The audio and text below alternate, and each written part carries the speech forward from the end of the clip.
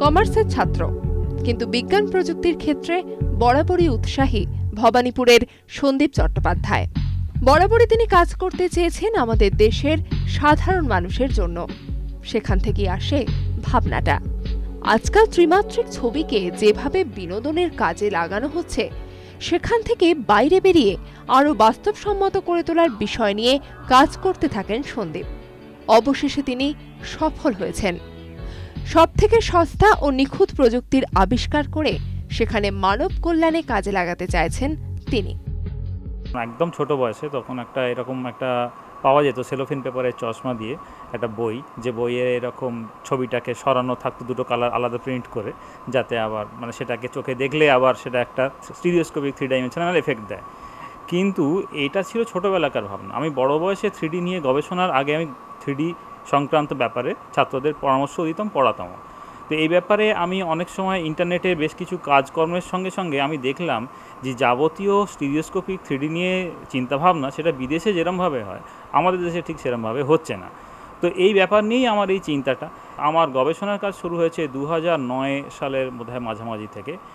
আমি তারপর যখন ফাইনালি আমি এটাকে পেটেন্টের জন্য থিসিস হিসেবে দেব সাব্যস্ত করি, তখন ব্যাপারটাকে একটা কনক্রিট রূপে এবং একটা ম্যাথমেটিক্যাল রূপে আনতে পেরেছিলাম।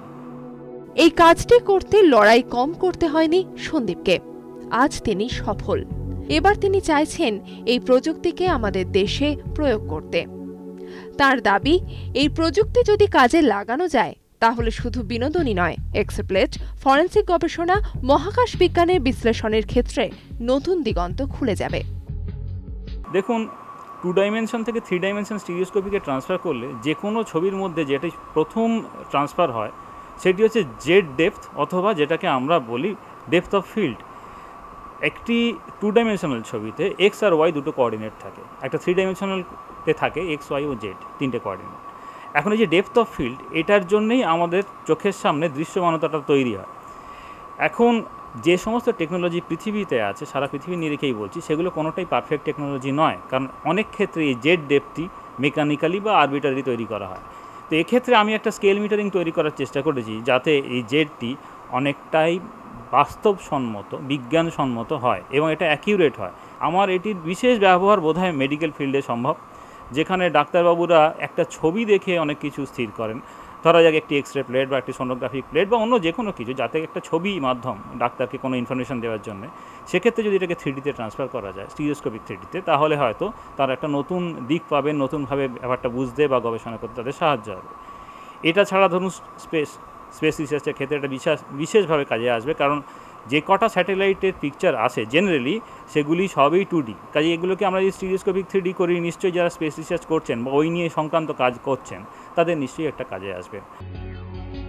আপাতত এই প্রযুক্তির জন্য পেটেন্টেরও আবেদন করেছেন তিনি। তারপর এই প্রযুক্তি নিয়ে আগামী দিনে তার ভাবনার কথা জানালেন তিনি। ভাবনা বলতে প্রথম কথা, আমার এই আবিষ্কারটা যদি মানুষ বা জনসাধারণের কাজে লাগে সেটার চেয়ে বড় কিছু নেই। আমি চাই মানুষের কাজে লাগুক, প্রথমও আমার দেশে লাগুক, কারণ আমার দেশ গরিব দেশ, সেখানে যদি লোকের কাজে লাগে সেটা সবচেয়ে বড় ব্যাপার হবে।